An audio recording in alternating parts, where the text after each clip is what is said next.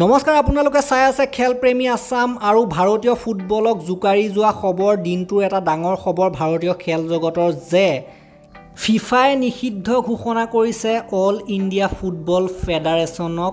শুনিবলৈ যথেষ্ট আচহুৱা যেন লাগে যদিও এইটোৱে সত্য যে ফিফায়ে আজি নিষিদ্ধ ঘোষণা কৰিলে অনিৰ্দিষ্ট কাললৈকে অল ইণ্ডিয়া ফুটবল ফেডাৰেশ্যনক।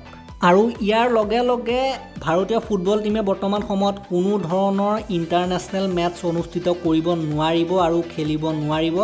যিকোনো পৰ্যায়ৰ জুনিয়ৰ ছিনিয়ৰ যিকোনো পৰ্যায়ৰ খেল ভাৰতীয় টীমে খেলিব নোৱাৰিব ফুটবল টীমৰ যদি আমি কথা ক'বলৈ যাওঁ। আৰু ইয়াৰ লগতে স্থগিত হয় অহা 11 পৰা 30 অক্টোবৰলৈকে ভাৰতত অনুষ্ঠিত হ'বলগীয়া 17 অনুৰ্ধৰ মহিলা বিশ্বকাপটো, যিটো নেকি অত্যন্ত বেয়া খবৰ। আৰু এই যে বেন হ'ল, কিয় বেন হ'ল তাৰ মূলতে আছে এটা কাহিনী। সেই কাহিনীটোৰ কথা ক'বলৈ গ'লে অলপ বৰ্ণনা কৰিব লাগিব। প্ৰফুল পেটেল আছিলে AIFFৰ মুৰব্বী আৰু তেখেতে বহু বছৰ কাল AIFFৰ মুৰব্বী হৈ আছিলে অল ইণ্ডিয়া ফুটবল ফেডাৰেশ্যনৰ। তাৰ পাছত কি হ'ল, ক'ভিড আহিলে আৰু বহুত দীঘলীয়া সময় গেপ হৈ গ'ল আৰু নতুন মুৰব্বী নিৰ্বাচনৰ কাৰণে হ'ব লাগিছিলে ইলেকশ্যন, যিটো বহুত সময় ধৰি নহ'লে। আৰু যাৰ বাবে ভাৰতৰ মহামান্য উচ্চতম ন্যায়ালয়ে প্ৰফুল পেটেলক আঁতৰাই এখন নতুন কমিটি অফ এডমিনিষ্ট্ৰেটৰ্ছ বুলি কমিটি গঠন কৰি দিলে।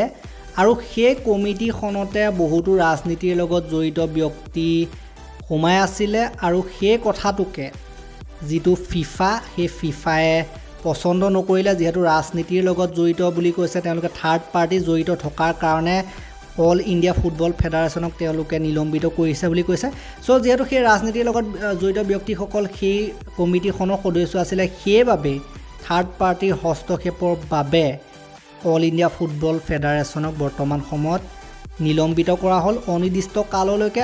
আৰু এনেকুৱা নহয় যে সেই বেনটো সদায় থাকি যাব, আকৌ নতুন মুৰব্বী নিৰ্বাচিত হ'ব। নতুন মানুহৰ দ্বাৰা যদি এখন কমিটি গঠন কৰা হয়, কোনো বহিৰাগত হস্তক্ষেপ, কোনো ৰাজনৈতিক হস্তক্ষেপ নথকাকৈ, তেতিয়া পুনৰ এই যিটো বেন এইটো উঠি যাব আৰু ভাৰতে পুনৰ আণ্ডাৰ-17 বিশ্বকাপটো পাতিব পাৰিব আৰু লগতে বিভিন্ন ইণ্টাৰনেশ্যনেল মেটছো খেলিব পাৰিব। কিন্তু এইবিলাক কথা সময়মতে হ'ব লাগিব। যদিহে সময়মতে নহয় তেতিয়া আৰু বিপদ হ'ব পাৰে। আণ্ডাৰ-17 ৱৰ্ল্ড কাপৰ যিটো হোষ্টৰ টেগ সেইটো যাব পাৰে ভাৰতৰ পৰা। চ' এই ভিডিঅ'টোত ইমানেই আছিল। ভাল লাগিল যদি লাইক কৰিব, শ্বেয়াৰ কৰিব, চেনেলটোলৈ নতুনকৈ আহিছে যদি ছাবস্ক্ৰাইব কৰি ঘণ্টাটো দবাই থৈ যাবলৈ নাপাহৰিব। তেতিয়ালৈকে ধন্যবাদ।